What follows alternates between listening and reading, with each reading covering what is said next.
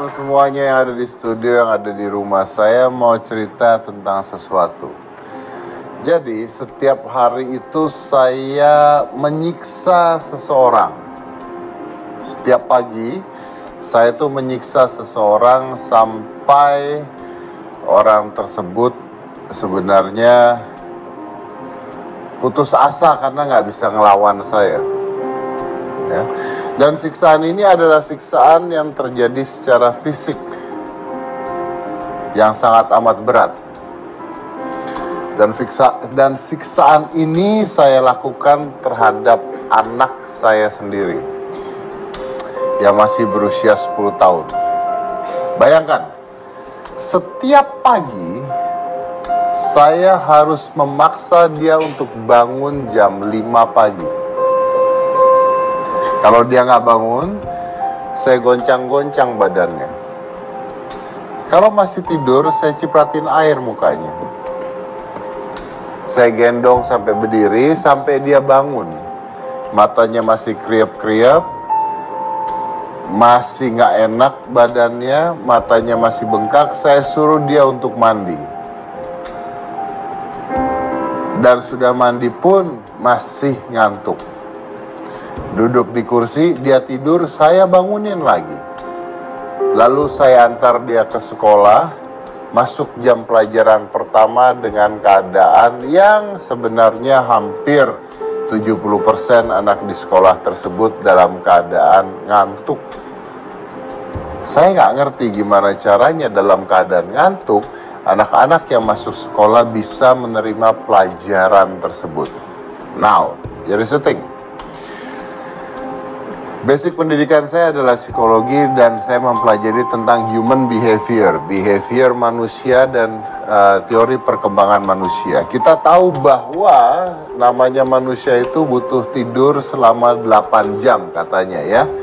Tapi manusia di bawah usia 20 tahun itu sebenarnya membutuhkan tidur lebih dari 8 jam. Semakin tua Anda, semakin lemah yang namanya hormon perkembangan Anda, maka Anda tidak butuh tidur. Jadi kalau Anda orang tua, jangan bangga. Kalau Anda orang tua mengatakan, saya tidur 4 jam seger, iya, karena Anda nggak butuh tidur lagi. Makin lama 4 jam, makin lama makin kurang, dan mati setelah itu. Karena hormon perkembangan tubuh Anda semakin lama semakin habis. Tapi untuk anak-anak di bawah 20 tahun atau di bawah 18 tahun sebenarnya mereka membutuhkan tidur lebih dari 8 jam. Whereas mereka membutuhkan tidur paling tidak 10 jam. Now let's count this. Kalau anak saya tidurnya bangunnya harus jam 5 karena dia harus mandi, pakai pakaian sekolah, membereskan bukunya, lalu pergi ke sekolah, belum dihitung kalau macet jalan sekolah, ya, artinya dia harus bangun jam 5. Kalau kita tambahkan 10 jam supaya anak saya benar-benar bisa menerima pelajaran sekolah dengan baik, artinya anak saya harus tidur jam 7 malam. Betul? Pulang sekolahnya jam 3, sampai rumahnya jam 4, mandi, makan, jam 5, bikin PR 2 jam, tidur. Itu yang harus dilakukan oleh anak-anak setiap harinya. Now, can you imagine itu adalah penyiksaan terhadap anak-anak. Tapi kita tidak pernah berpikir hal tersebut. Karena kita berpikirnya, ya harusnya ya bangun. Karena itu sudah dilakukan dari zaman dulu sampai zaman sekarang termasuk ke saya. Makanya saya nggak naik kelas 2 kali. It is okay, karena saya bisa kenalan dengan anak-anak yang lebih muda. Pertanyaannya adalah, kenapa tidak jam sekolah tersebut dimundurkan ke jam 10 yang sudah nggak macet? Ya kan? Kan udah nggak macet jam sekolahnya. Dan pertanyaan kedua adalah, kenapa jam sekolah tersebut sekarang harus sampai jam 3? Karena anak saya kelas 5 SD itu sekolahnya sampai jam 3. Bangunnya jam 5, pulangnya jam 3. Orang kantor pulang jam 5 yang sudah dewasa. Ya, artinya hanya beda 2 jam. Tapi bangunnya lebih pagi dan sampai jam 3 dan istirahatnya hanya setengah jam. Bayangkan, istirahat hanya setengah jam, makan, ngobrol, masuk lagi ke kelas. Istirahat kedua hanya 20 menit, makan ngobrol, masuk lagi ke kelas. Dan itu terjadi pada semua anak yang ada di Indonesia. Dan belum dikasih PR. Buat saya, PR itu cuma satu intinya. Intinya adalah bahwa guru-guru di sekolah tidak yakin kalau anak-anaknya mendengarkan dia ngomong. Karena kalau anak-anaknya dengerin dia ngomong, nggak usah ada PR harusnya. Kan udah jelas. Right? Betul nggak? Ini pasti anak sekolah semua yang bilang saya betul ya. Karena saya yakin guru-gurunya yang nonton di rumah nggak bisa begitu ya. Tapi that's the point, bahwa ternyata kita menyiksa anak-anak kita sendiri. Saya menyiksa anak saya sendiri. Makanya anak saya suka telat ke sekolah. Karena saya biarinin telat. Paling saya dipanggil sama kepala sekolah setelah itu. Dan kalau dia lagi ada PR, dia stres banget untuk kerjain PR-nya karena dia takut nggak selesai. Saya nggak masalah kalau nggak selesai, saya bilang ya udah bilang aja nggak selesai. Tapi nanti kalau nggak selesai gurunya marah, ya biarin aja. Nanti kalau nggak selesai gurunya marah, nanti saya nggak naik kelas, ya udah nggak apa-apa, nggak naik kelas juga nggak apa-apa. Intinya adalah bahwa kita ternyata memiliki jam sekolah yang salah. Jam sekolah yang salah. Dan pertanyaannya adalah kenapa jam sekolah itu panjang banget? Negara-negara berkembang, salah satu negara, saya lupa, negara apa yang paling bagus pendidikannya? Finlandia. Finlandia itu sekolahnya cuma 4 jam nggak salah ya. Hanya 4 jam. Hanya 4 jam, tapi itu pendidikan terbaik di dunia. Bayangkan, kita sekolahnya 9 jam, 10 jam, ya. Cuman menang Olimpiade Fisika, itu doang. Habis menang Olimpiade Fisika, kerja jadi tukang teknik bangunan. Terus mau ngapain? See, there is a lot of problems in a school. Ada banyak sekali masalah di sekolah. Saya pernah bikin soundpal, saya pernah bikin YouTube, pernah nonton nggak? Ya, saya bikin sekolah nggak guna judulnya pada saat itu. Artinya gini, bukan sekolah tidak guna. Sekolah memang berguna, karena kita kenal banyak orang, kita tahu banyak orang, kita bisa bersahabat, dan kita mendapatkan pelajaran yang baik. Tapi intinya adalah seperti itu. Intinya banyak hal-hal yang harus dibenarkan. Belum lagi, kemarin belakangan ada wacana untuk sekolah full day. Sekolah full day. Bayangkan, sekolah full. Kalau sampai sekolah full day jadi, anak saya berhentiin dari sekolah. Beneran anak saya berhentiin dari sekolah, saya bikin homeschooling, dia belajar, dan saya yakin kalau saya bisa mengajarkan anak saya dengan baik, pasti dia jadi berhasil. Ada bedanya hal seperti ini. Pernah dengar orang tua mengatakan misalnya ada orang bodoh ya, ada orang bodoh nih ya, kemarin manggil saya Pak? Bukan. Ada orang bodoh, biasanya orang tua mengatakan begini, pasti nggak makan sekolah, betul? Pasti nggak sekolah gitu ya. No, salah. Orang bodoh bukan tidak sekolah, orang bodoh tidak berpendidikan. Karena ada bedanya antara sekolah dan pendidikan. Ya, beda sekali. Orang pendidikan bisa dapat di mana saja, orang sekolah harus duduk di bangku sekolah. Oke? Sekali lagi, saya tidak mengatakan bahwa sekolah itu sebenarnya tidak penting.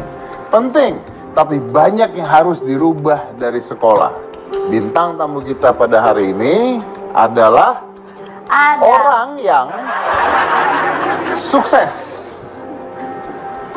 Betul ya? Betul Pak. Ya, orang yang sukses. Tapi masalahnya adalah orang yang sukses ini lulusan sekolah tinggi SD kelas 1. Lulusan SD kelas 1.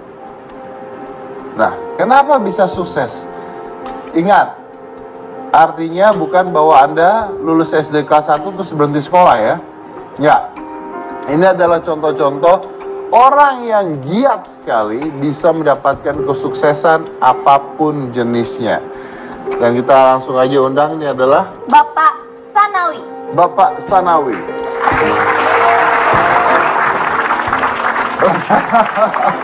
Apa kabar Bapak Sanawi? Silakan duduk di sini Pak. Orang bukan tiang bendera. Silakan Pak Sanawi, apa kabar? Baik, Mbak. Ya, silakan.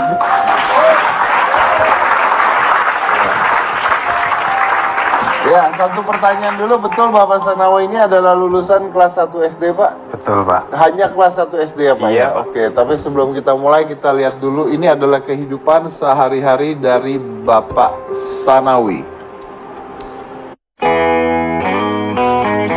Sanawi, pria yang hanya mengenyam pendidikan kelas 1 sekolah dasar ini, kini berhasil menjadi orang sukses. Siapa sangka bermula dari kerja serabutan sebagai buruh bangunan, ia akhirnya sukses menjadi juragan distributor produk es krim di Samarinda, Kalimantan Timur. Masa kecil pria yang berasal dari Blora, Jawa Tengah ini dihabiskan untuk menggembala ternak milik orang lain. Kemudian berbekal uang pas-pasan, Sanawi remaja mengadu nasib ke Jakarta dan mulai menawarkan jasa pengecetan. Namun nasib baik belum menghampirinya. Akhirnya pada tahun 2006 ia kembali merantau menjadi buruh bangunan di Samarinda. Kepergian ayah satu anak ini pun mengubah hidupnya. Selain menjadi buruh bangunan, ia kemudian nekat mencari tambahan penghasilan dengan berjualan es krim menggunakan sepeda. Kini Sanawi memiliki karyawan hingga 700 orang dan sekarang telah mengembangkan bisnis barunya yaitu bebek beku, supermarket dan rental kontainer.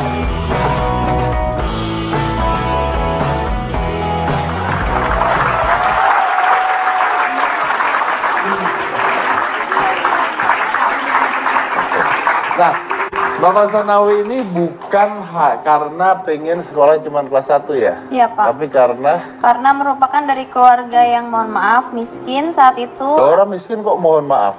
Ya kan takutnya ntar kalau saya ini ngomongnya- Orang dia bangga kok sukses, iya, sukses kan udah. Pak? Enggak, biasa. Sukses. Justru orang miskin itu anaknya bisa sukses, orang kaya anaknya belum tentu jadi. Iya, benar nggak? Pada miskin semua ya. Karena paling teriak paling kencang. Iya. Tapi ada sukses. Dan pada saat itu katanya ayahnya mengatakan daripada sekolah Mending gembala sapi ya. mending gembala sapi Sapi, pada ya, saat iya. itu ya, mending gembala sapi. Iya. Dan Anda akhirnya mengembala sapi pada saat Iya, itu. iya. Oke, akhirnya mengembala sapi. Kalau kamu waktu nggak sekolah kamu ngapain? Jual cireng, Pak. Jual cireng ya, oke, baik. Jual cireng. Jadi kerjaannya apa aja nih Pak dulu Pak?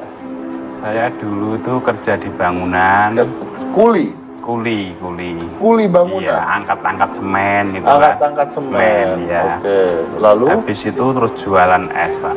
jualan es. Iya. Angkat semen terus jualan es. Iya, ikut orang. Ikut orang jualan es. Iya.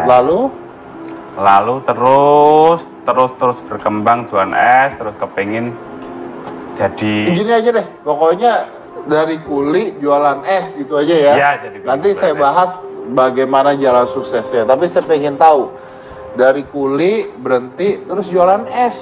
Iya. Jualan es ngider-ngider Iya, gitu. keliling, Pak, pakai Keliling, sepeda. keliling Iya, pakai sepeda. Iya. Sekarang gimana Pak? Sekarang sudah pakai mobil, alhamdulillah. Sekarang sudah mengerjakan orang-orang yang nilainya 700 orang, mitra saya, Pak.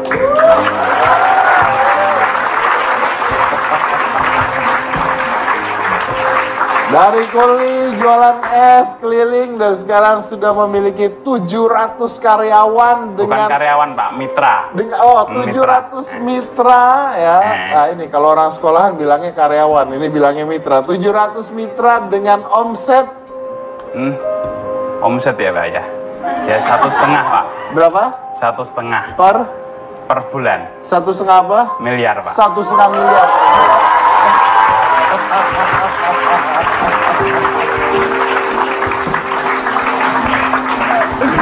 Oke. Pak, ayahnya bisa dikenalin sama mereka biar diajak ngembala sapi.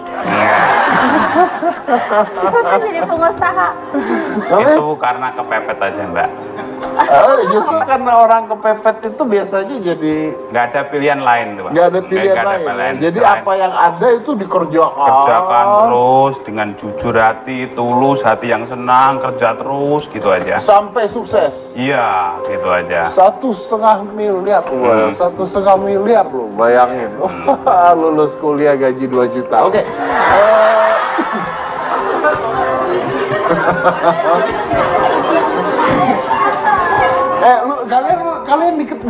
Kalian tuh baru saya katain, jangan senyum gitu. Oh ya, ada cerita lucunya, Pak. Apa Ini itu? kan bapaknya kan cuma sampai kelas 1 SD. Dan lucunya, Bapak Sanawi ini baru bisa baca tulis setelah tahun 2010 dan itu pun diajarkan sama sang anak. Anak, iya Mbak. Berarti baru bisa baca sekitar 7 tahun yang lalu? Iya Mbak. Oh, Iya. umur berapa itu, Pak? 2010? Mungkin ya umurnya 35-an lah baru bisa baca. 35-an baru bisa baca. Iya. Jadi baca nulis tuh baru usia 35 ya. Iya. Berarti selama Anda jadi kuli, selama Anda jualan itu sama sekali nggak bisa baca Nggak bisa tulis. baca. Setelah punya mitra kerja aku belajar terus, nggak patah siang malam belajar terus. Kalau kita malu nanya sama anak, tidur tak bangunin ini kan. Kalau huruf double sayang yang bingung kan. Huruf double loh. Tonconnya tunggu kan G-nya 2, itu aku baru nanya gitu. Oke, aduh. Oke, baik. This is gonna be very interesting. Ini akan menarik sekali dan saya akan lanjut lagi bagaimana perkembangan kesuksesan dari Pak Sanawi setelah yang satu ini. Jangan mana-mana, tetap di Hitam Putih.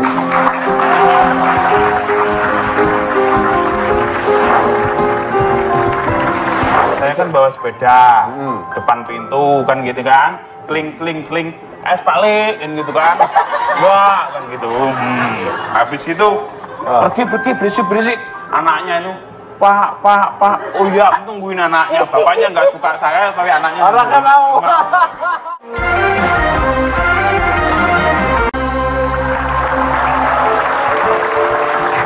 Ya.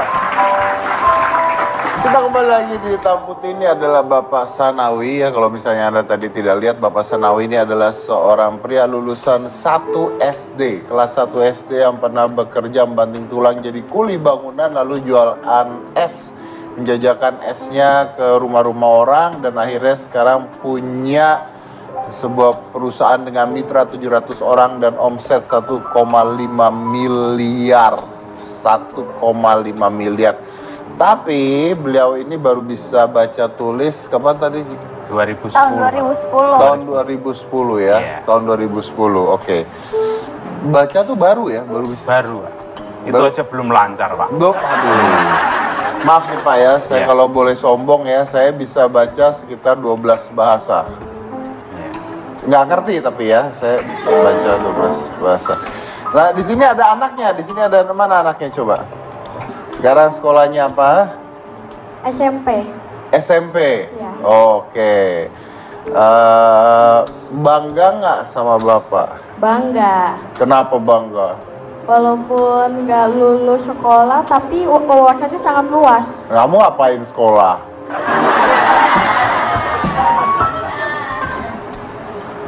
Ayo harus- jawab. Kan harus lebih baik dari Bapak. Harus lebih baik dari bapak. Oke. Harus lebih baik dari bapak. Tapi di sini juga mengartikan bahwa sekolah itu adalah sekolah pendidikan dan sebagainya itu adalah salah satu aspek dari sukses ya. Nah, di sini punya aspek-aspek lain, contohnya kegigihan luar biasa dan sebagainya. Anyway, kamu tadi menyatakan bahwa kamu ngajarin bapak baca, nulis. Iya. Gimana, susah enggak? Kadang-kadang, Kadang-kadang susah. iya. Apa susahnya gimana? Di bagian huruf double. Yang kayak GG gitu. Kayak apa? Tunggu gitu. Oh, Yang, tunggu pokoknya kalau G-nya ada 2, iya. susah gitu. Iya. Oh, tapi bapak udah paham sekarang pak? Belajar, Pak. Masih Masih belajar pelan-pelan. masih belajar Iya, pelan-pelan. iya. Oke. Nah terus kamu ngajarinnya gimana? Bete nggak? Kadang-kadang. Oh kadang-kadang. Iya. Dibangunin malam-malam. Enggak. pagi. Oh pagi dibangunin. Iya. Oke. Nah, kamu ngajarinnya gimana? Coba contoh ngajarin, contoh. IN ini, DUIT, duit, ini duit. Kan TUNGGU, tunggu. Nah, terus bapaknya gimana? Ikutin. Bapak ikutin? Iya. ikut nunggu. Kayak anak TK. Kayak anak TK? Oh, menghina kamu kayak anak TK. Oke. Terus saya dengar, makasih ya, terus saya dengar katanya Bapak tuh paling takut kalau tanda tangan di atas materai. Iya Pak, dulu Pak. Oh, kenapa Pak? Dulu kan kalau ada metre itu kan kadang-kadang awak wis hati-hati, metre itu bahaya gitu aja kan, karena kita nggak bisa baca Pak. Kalau sekarang kan sudah nggak, karena udah bisa baca gitu aja. Oh, iya. Kalau dulu ini apa yang ditanda tangan? Tanda tangan apa nih? Kadang-kadang temen awak sih takutin wi mobilmu hilang nanti gitu. Oke. Iya. Anda nggak bisa baca, Anda nggak bisa nulis, tapi Anda bisa tanda tangan. Bisa. Nah, itu paling penting ya, tanda tangan. Iya, kalau ada duitnya. Kalau ada duitnya. Iya.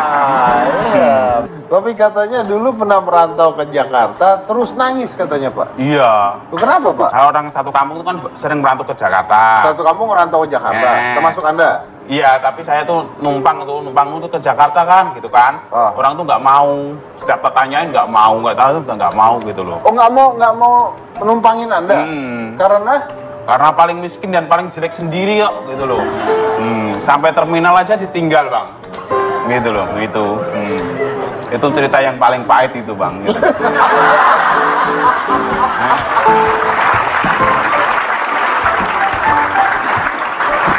Terus kenapa lagi katanya Cik? Bang katanya pernah nangis juga. Sering kalau nangis itu. Katanya ditinggal. Oh, nangis sering. Iya ditinggal. Kita kan nangis tuh kalau orang nggak punya tuh kan dicaci maki sama orang-orang kaya, mau sekolah aja dibrojolin katoknya, ya kan? Gitu. Apa Kak? Berarti Brojolin gitu loh Pak. apa sih? Mau Kita sekolah? kan pakai celana, kalau orang nggak punya itu kan ininya kan robek ya kan. Habis gitu di depan sekolah tuh kasih debu glur gitu kan, supaya biar nggak sekolah kan gitu loh. Oh, dibully. Oh, dibully. Iya. Zaman dulu jahat ya. Namanya di kampung kan gitu kan. Oh. Di kampung kalau orang nggak di kampung nggak di kota sih, kalau namanya orang nggak punya tuh rata-rata orang Indonesia tuh nggak suka gitu loh. Oh iya, Gitu, iya. gitu loh. Memandang rendah. Iya, gitu. Iya, iya. Nah, dari situ aku semangat. Kapan aku kepengen gitu aja. Semangat terus intinya saya. Semangat dan jujur gitu aja. Harus sukses. Iya, gitu, oke. harus sukses. Tapi katanya pernah tidur di terminal. Sering bang. Oh, sering. Sering. Ya. Sering. Iya, ceritanya ya. Agak bangga ya. Agak. Sering. Tidur di taman. Tidur di taman. Iya. Nggak diusir Satpol PP. Sering gitu usir. Sering diusir Iya, juga. pakai sarung gitu kan, nyamuknya banyak kan. Oh. Habis itu pergi ini dari siapa? Kerja proyek Pak sebelah gitu, baru suruh pindah gitu kan gitu. Oh, baru pindah lagi. Ke bedeng-bedeng gitu kan. Oh, ya terus katanya ini juga pernah jualan es diusir. Sering juga, Pak. Sering juga. Gitu. Ini judulnya hari ini adalah orang sukses yang merana ya hidupnya ya. Oke. Berisik-berisik di depan pintu itu kan. Pergi. Emang dulu jualan es gimana Pak? Contoh Pak. Saya kan bawa sepeda depan pintu kan gitu kan. Kling, es balik kan gitu kan. Wah, kan gitu. Habis itu pergi berisik. Anaknya itu Pak, oh iya, tungguin anaknya. Bapaknya nggak suka saya, tapi anaknya. Anaknya mau.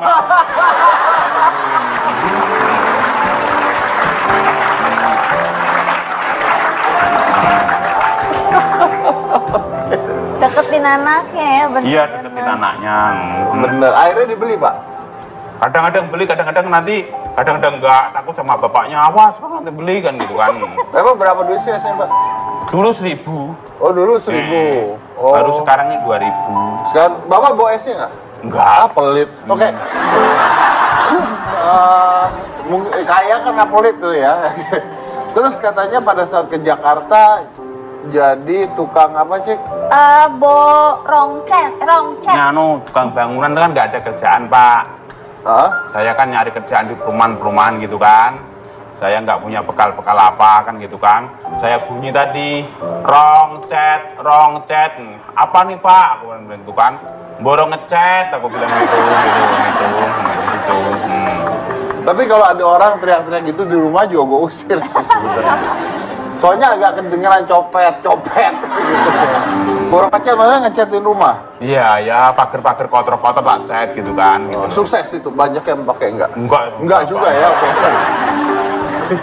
Oke, terus akhirnya kenapa mau jualan es? Nah, jualan es krim itu daripada kerja yang lain, setahu saya tuh enak jualan es krim. kenapa? Gitu. Karena dingin ya? Bukan sih, karena nggak disuruh orang, enak gitu. Tapi katanya Anda pernah kerja dulu jualan es? Iya, kerja di proyek itu dulunya. Es? Enggak, di proyek, terus baru ke es. Saya jualan es sih sendiri, nggak pakai kerja sama orang? Iya, ya ikut orang dulu. Ikut kan. Pak, ikut jualan es Pak, gitu. Oh iya, bisa kerja, kamu bisa, kan gitu kan. Dites harian itu, terus aku berangkat gitu kan. Habis itu ya ada untungnya, aku mulai senang dari situ gitu loh. Terus akhirnya jualan sendiri? Iya. Karena nggak mau ikut orang? Iya. Karena apa, bosku tuh nggak suka sama saya gitu loh. Kok nggak, ini nggak ada orang suka Anda atau gimana sih Pak sebenarnya? Enggak, bos saya tuh kan nggak suka, karena kan kita jualan ya kan. Terus dipecat, habis gitu kan dipecat. Wah, Sanawi nggak usah. Kenapa? Aku jualan itu karena anak buahnya kan banyak. Saya tuh paling jelek sendiri ya kan. Habis itu disingkirkan lah, gitulah. Habis dari situ aku terus jualan sendiri gitu loh. Jadi tunggu.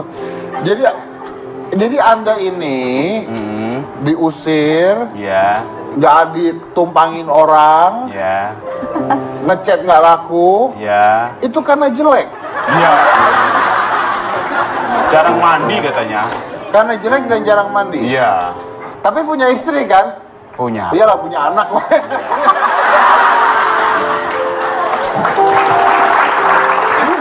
Mana istrinya, mana itu ya? Itu ya istrinya ya? Iya. Ah, coba Ibu, ayo. Apa kabar Bu? Nama siapa? Ibu Jarmi. Hah? Ibu Jarmi. Oke, ini maaf ya, saya bukan ngatain nih ya, tapi kan jelek nih. Kan pengakuan kan, saya nggak ngatain ya, pengakuan. Kok Ibu mau ayo kalau jelek? Jujur Pak orangnya. Oh, jujur.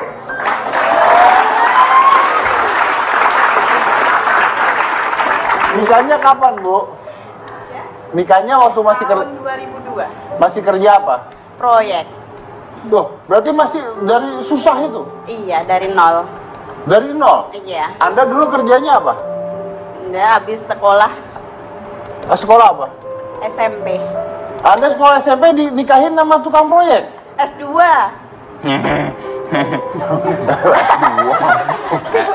Apa S2 Bu?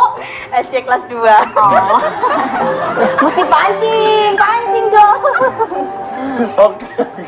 Tapi sekarang sukses ya Bu ya? Amin. Oke, Ibu udah bisa baca tulis?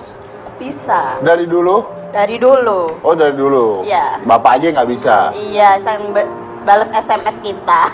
Oh, iya. Oke, nah Pak, makasih Bu ya. Nah Pak, lalu jualan es akhirnya, kenapa jualan sendiri akhirnya? Supaya nggak ikutin bos kan? Iya. Nah, esnya dari mana?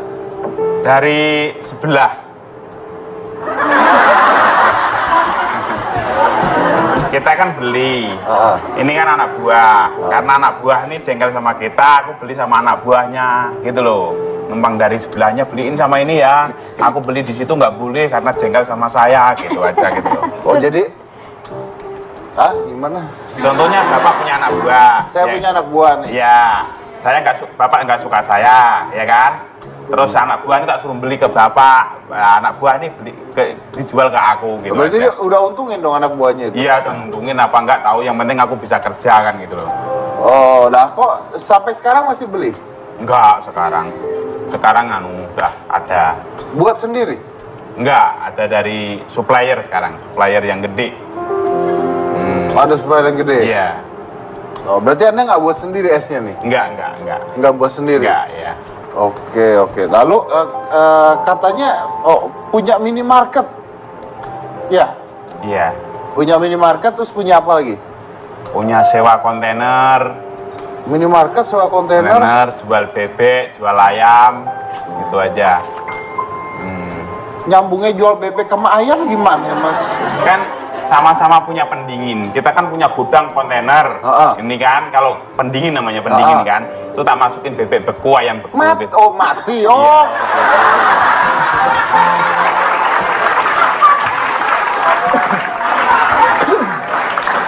Jualan daging bebek. Iya. Oh ya. Saya udah kan ada pendingin masukin ke pendingin gitu kan. Gudang pendingin. Gudang. Jadi jualan bahan makanan. Iya, barang beku. Jualan barang beku. Iya. Oh, itu yang omset 1,5 itu dari es atau dari es. berarti yang itu berapa? Ada sih. Gede. Ya. Lumayan. Gedean mana? Gedean es lah. Oh, gedean es tetap. Oh, jadi sukses usahanya banyak ya. Iya. Usahanya banyak. Oke, saya break dulu, kita lanjut lagi setelah satu ini, jangan mana-mana, tetap di Hitam Putih.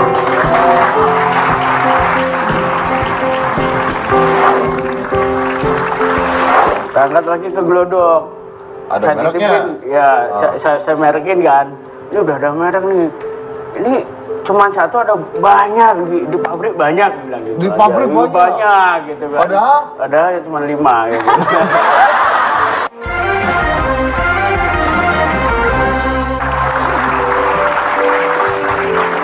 Ya, baik. Tadi kayaknya masih ada pembicaraan yang sebenarnya agak hilang gitu ya. Jadi Bapak coba cerita dari awal, cepet aja. Awalnya gimana. Yuk, saya bantu.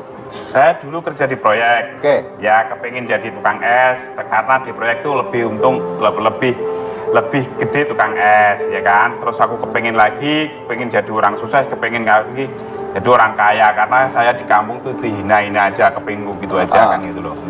Habis itu ngutang terus Bang, ngutang mobil, ya kan. Karena kita nggak bisa miskin gitu kan. Karena dipercaya sama bank gitu loh. Gitu. Kenapa kok saya nggak bisa miskin?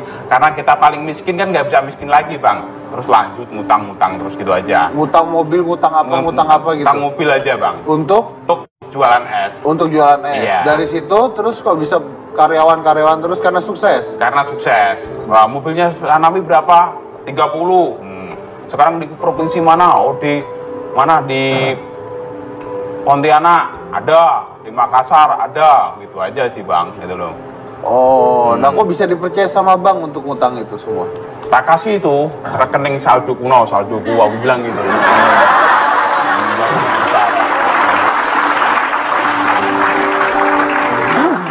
Ada yang loncat dari tukang es jualan naik sepeda, Ya, sampai bisa sewa mobil tuh ngumpulin berapa lama duitnya? agak lama Bang. Untuk uang muka itu kalau nggak Solo tuh dulu sekitar 3 bulanan aku dapat uang 8 juta, buat DP mobil Cherry itu sekitar 12 juta. Gitu aja sih. Habis itu dapat Cherry 3 bulan lunas, ngutang lagi. Berarti Anda tuh ngirit ngumpulin duit buat mobil? Ngirit Bang, aku belum laku itu belum makan gitu loh. Paling ngirit dah orangnya gitu loh. Aku pengen jadi orang kaya gitu aja sih. Oke, berarti persistence ya. Intinya itu gigih, jujur, semangat gitu aja. Gigih, Nggak usah jujur. ngitung-ngitung apa-apa, itu penting kerja, bangun pagi, semangat, pulang malam gitu aja. Gitu. Iya. Tapi sekarang katanya konnya produksi sendiri. Tadi saya sempat ngobrol, rumah ada berapa sekarang Pak? Rumah itu sekitar 17. Oke, kita kasih tepuk tangan dulu lah ya, luar biasa nih. Dari tukang kuli bangunan sampai rumah ada 7 istri berapa Pak? Satu Ya, aja. oke. Anak Pak? Satu. Anak 1, istri 1. Iya. Oke, berarti rumah nganggur dong Pak? Buat mitra Pak, mitra. Buat mitra. Oke, inilah dia cerita Pak Sanawi ya, luar biasa ya. Kita ada siapa lagi Cika? Kita punya satu bintang tamu lagi Pak, sekolahnya juga sampai SD aja, tapi bisa sukses juga Pak. Saya ingatkan lagi ya bahwa tayangan ini bukan bermaksud untuk mengajarkan Anda tidak sekolah ya. Sekolah itu adalah salah satu jalan menuju sukses, salah satu gitu ya. Tapi kalau sekolah doang Anda ngarepin sukses ya nggak bisa juga gitu ya, karena sekolah itu hanya salah satu. Kuncinya gigi, semangat, keinginan yang kuat dan sebagainya. Betul. Ini siapa namanya? Namanya Pak Wibowo. Pak Wibowo, kita lihat dulu siapakah Pak Wibowo ini. Silakan. Pengusaha sukses pemilik Master Snow Indonesia yang bergerak di bidang cuci mobil. Ini dia, Bapak Wibowo. Di balik kesuksesannya, pria yang berasal dari Purwodadi, Jawa Tengah ini ternyata memiliki cerita panjang dan berliku. Terlahir dari keluarga petani, Wibowo hanya bisa merasakan pendidikan sampai sekolah dasar. Pada usia 16 tahun, ia kemudian berangkat ke Jakarta untuk bekerja sebagai kuli bangunan. Namun ia merasa bahwa kerja sebagai kuli tidak sesuai dengan harapannya. Hingga akhirnya ia mencari penghasilan tambahan dengan menjadi tukang ojek. Saat ini Wibowo sukses memiliki lebih dari 20 outlet dan cabang bengkel cuci mobil dengan 400 karyawan. Kini Wibowo pun mulai melakukan ekspansi, yaitu dengan produksi sabun untuk mencuci mobil teknik snow wash dan juga menyediakan alat robotik dan hidrolik dari bengkelnya sendiri. Ya, kita undang aja langsung, ini adalah Bapak Wibowo.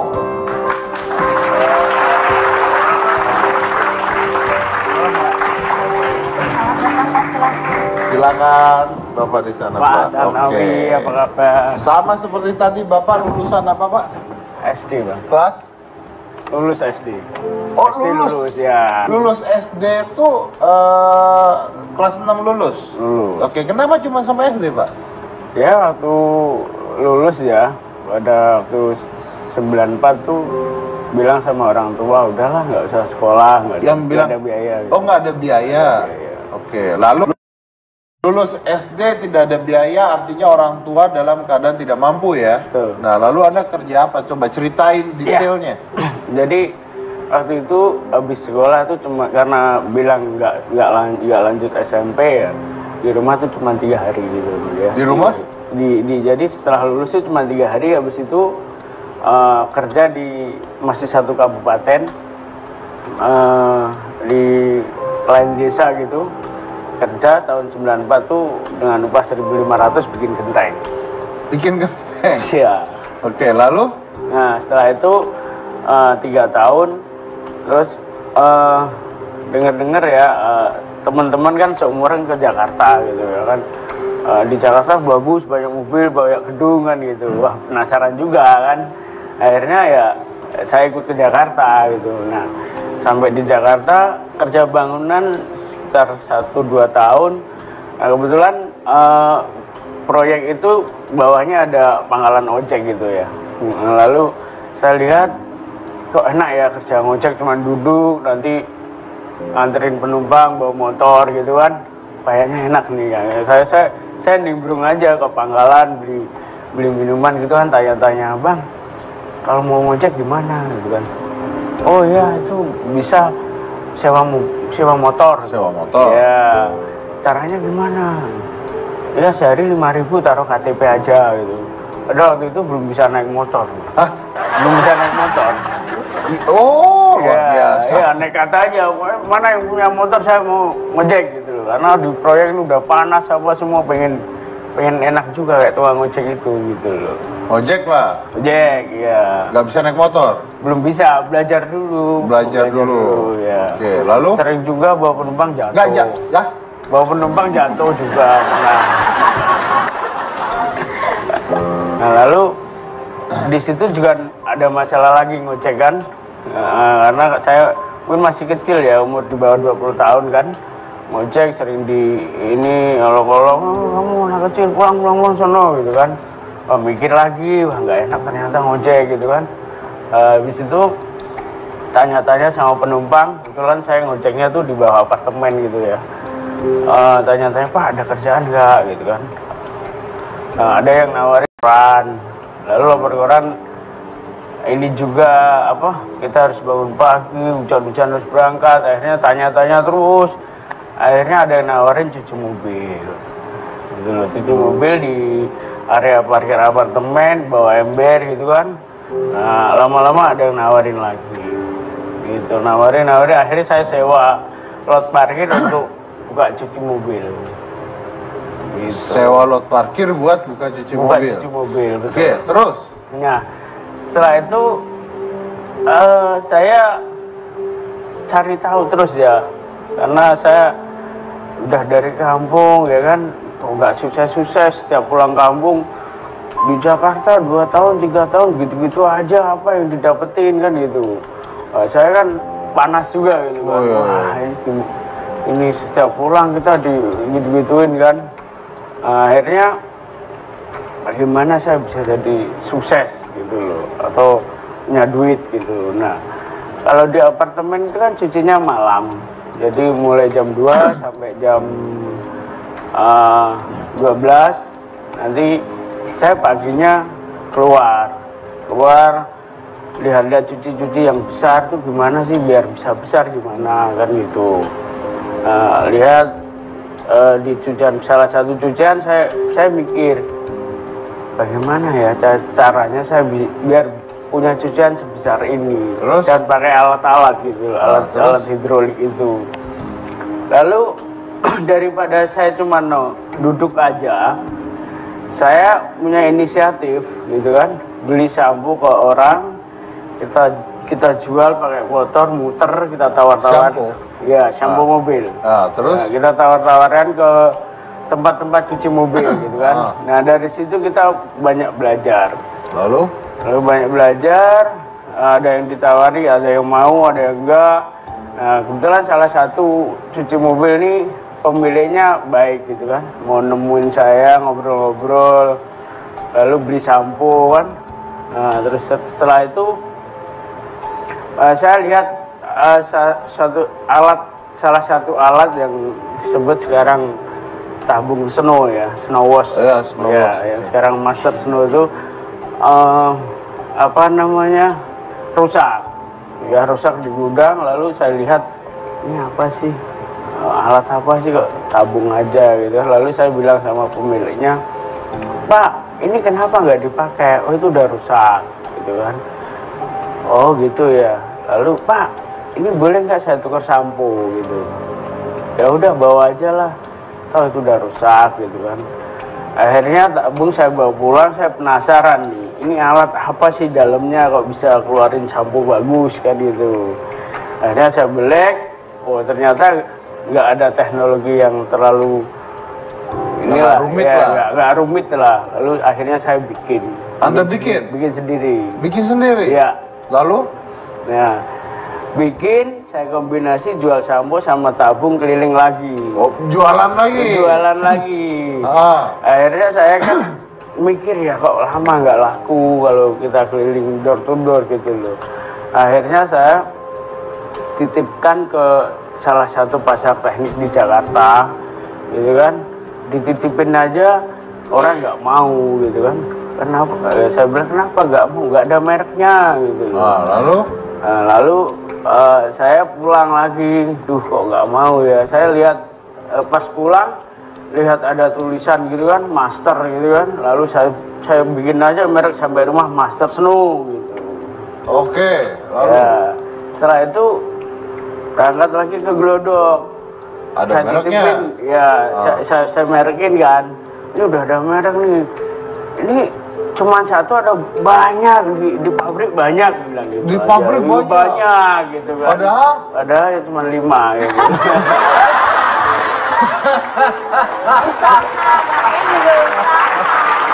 Yang penting biar dipercaya dulu. Betul. Ya.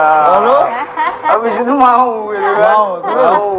Setelah 3 hari teleponnya tabungnya laku. Wah, saya langsung seneng kan. Masih ada lagi banyak. Kirim lagi. Gitu kan. Bikinnya gimana? Kenapa? Bikinnya gimana? Bikinnya kan kita waktu itu. Nggak, maksudnya kan harus banyak tuh. Kenapa bikinnya satu-satu, Pak? Satu-satu. Ya. Lalu kirim lagi kan gitu. Setelah habis kirim kita cari bahan baku, bikin lagi. Dan itu masih kerjasama sama bengkel lah ya, artinya pabrik gitu. Setelah itu baru jalan tabung snow, dan kita juga akhirnya kembangin jadi penjualan alat-alat cuci mobil lainnya kayak hidrolik, robotik, otomatis kan gitu. Oh, Anda jualan itu semua ya? Iya. Sampai Anda punya karwo sendiri? Sekarang ada Karus 20 cabang. Berapa? 20 cabang. 20 cabang sekarang.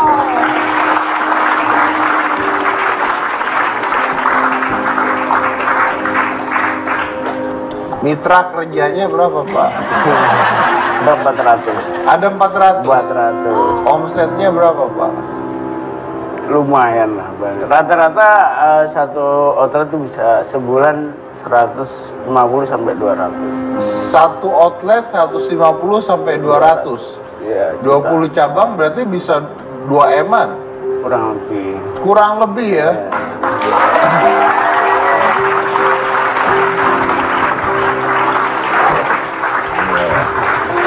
Menikah pada saat sudah sukses atau belum?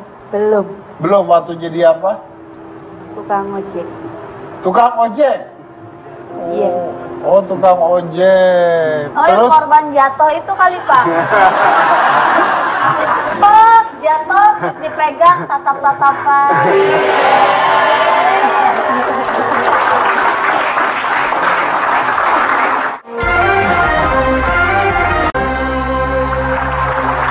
Ini kan pada lulusan SD ya bapak-bapak nih, pernah kena tipu nggak? Dari saya dulu. Iya boleh deh bapak. Ya, kesulitan saya tipu sih pernah. Waktu itu baru pengen punya mobil ya. Ada yang nawarin, ini ya apa namanya, gade gitu kan, gade mobil gitu kan. Gak tanya mobil rental gitu loh. Jadi pernah lah ketipu, pernah. Pernah ya, ketipu Pernah. ya. Kalau Bapak sendiri pernah ketipu? Sering, Pak. Wah, enggak lah. Sering. Sering ya pak? Iya. Ya, bukan masalah Bang, kok cepet gitu loh. Terus, ketipu apa aja, Pak? Bapak, kita beli barang. Beli barang ini, barangnya di Jakarta. Pak, tolong ditransfer dulu ya kan. Uangnya sudah ditransfer, barangnya nggak dikirim, ya kan, gitu. Terus lagi bawa barangku, ya kan, barang dibawa nggak dibayar. Pokoknya sering Pak saya ditipu tuh. Dari ketipuan tuh saya belajar terus Pak. Untuk nipu orang lain, enggak? Enggak. Enggak. Ya enggak dong pak. Oh, nipu kan belajar. Enggak. Terus ditipu tuh sekarang kalau bawa barangku, kalau nggak ada uangnya, nggak boleh sekarang Pak, gitu aja. Oh. Dari situ aku udah mentalku kuat. Oh ternyata tuh orang tuh nggak lihat dari casingnya. Orangnya kan biasanya kan kelihatan kaya, ya kan, omongannya enak. Tiba-tiba tuh nipu Pak, omongannya manis gitu loh. Gitu loh. Orangnya kadang pakai jas, Iya, pipan, keren. Penggulu kayak gini, matanya. kayak gini. Mulu. Silakan Pak Sanawi. Nah, akhir-akhirnya malah nganu. Gitu Nganu. sering Pak pokoknya. Mending orang-orang biasa aja. Bahasa yang Modelnya kayak sederhana. begini, pernah ada nggak pak? Ya. Pakai jas hitam, mahal semuanya. Nipu? Enggak. Oh enggak berani ya pak? Enggak berani. Paling gede ditipu berapa duit? Kalau aku paling gede itu 600-an, Pak. 600 juta? Iya. Uangnya balik nggak sekarang? Enggak. Enggak. Kan? Ada istrinya Pak Wibowo, mana coba di penonton?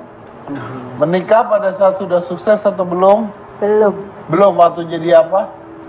Tukang ojek. Tukang ojek? Iya. Oh, tukang ojek. Oh yang Terus? korban jatuh itu kali pak? Pak, jatuh terus dipegang tatap-tatapan.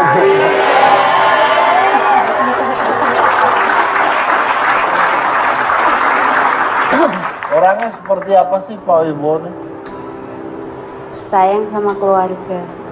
Sayang sama keluarga. Iya. Oh, anak berapa sudah? 3. Anak sudah 3. Semuanya sekolah? Alhamdulillah sekolah. Waktu saat dulu susah tuh sempat sedih nggak, stres gitu dan sebagainya atau enggak? Enggak sih, kita jalanin dengan senang aja. Jalaninnya apa? Apa?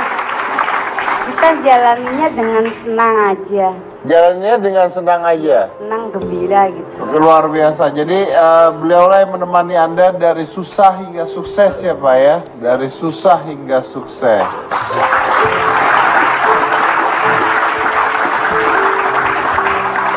Saya dengar katanya Anda pernah depresi katanya karena ditinggal oleh karyawan, betul? Betul. Jadi waktu itu masih ngerintis ya, baru buka-buka pertama, semua tahu-tahu pulang gitu kan, nggak pamit nggak apa. Lalu saya mikir, aduh, kok pulang semua ya, gimana nih, semua toiletnya tutup gitu kan.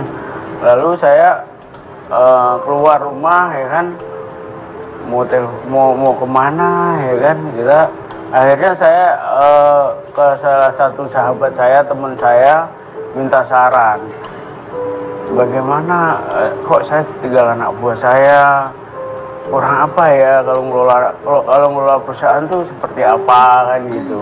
Akhirnya dikasih saran gini gitu. Kalau Anda berterima kasih kira-kira sama siapa Pak? Sama semua mitra saya, Pak. Karena mitra saya itu bisa membantu saya sampai bisa gini. Tanpa ada mitra saya tidak bisa begini. Tidak bisa seperti itu. Kalau Anda Pak? Ya, saya pertama tentunya terima kasih kepada Allah ya, yang sudah memberi saya rezeki cukup. Kedua, kepada orang tua saya yang udah besarin saya. Ketiga, ke istri saya yang udah support dari nol sampai sekarang. Keempat, kepada mitra-mitra saya atau anak buah saya, karyawan saya. Kawan-kawan, oke. Boleh saya tanya, kunci sukses Anda apa? Kunci sukses saya itu kerja keras, jujur, tanpa menyerah. Itu aja sih saya gitu loh. Pandai bersyukur, ya kan? Kalau kita pandai syukur itu hati kita senang gitu loh. Kalau kita berbahagia harus kita bagi-bagi semua orang-orang yang tidak mampu, gitu aja sih Bang Ani. Ya, kunci sukses saya adalah pertama, segera melakukan sesuatu atau action ya. Kedua, kerja keras. Ketiga, pantang menyerah. Keempat, fokus. Oke, baik, kasih tepuk tangan dulu buat mereka. Ya, saya akan tutup acaranya dan mudah-mudahan acara ini bisa memberikan Anda sebuah inspirasi yang luar biasa karena bukan artinya Anda tidak sekolah ya, tapi sekolah itu adalah salah satu kunci dari sukses. Hanya salah satu. Jadi jangan melukau karena sekolah pasti sukses. No, it's not. Anda sekolah mau setinggi apapun belum tentu Anda sukses juga gitu sebenarnya. Tapi itu adalah salah satu kuncinya. Dan tadi kalau dilihat dari mereka kuncinya adalah gigi. Kalau orang nanya sama saya apa sih kunci sukses? Persistence. Persistence is the key of success. Dan yang satu mengatakan gigi, tadi kata Pak Bahtiar adalah actionnya cepat ya. Dia cepat mengerjakan suatu, pintar mengambil peluang dan sebagainya. Tadi Anda mengatakan juga Cepat bertindak dan sebagainya. Jadi kalau saya tanya sama Anda semua apa kunci sukses, ada yang bilang salah satu kunci sukses adalah bersyukur, salah satu kunci sukses adalah mendengarkan orang tua gitu ya, and many things gitu. Jadi kalau Anda tanya sama saya apa sih kunci sukses gitu, saya membalikan lagi ke pribadi saya sendiri sekarang. Kalau orang bertanya sama saya what is the key of success buat seorang Deddy Corbuzier, saya akan menjawab begini, saya nggak tahu apa kunci sukses. Karena sampai detik ini saya tidak pernah tahu apa kunci sukses buat saya. So if you asking me that question, what is the key of success? I don't know. I don't know the key of success. But I do know the key of failures. Tapi saya tahu kunci kegagalan.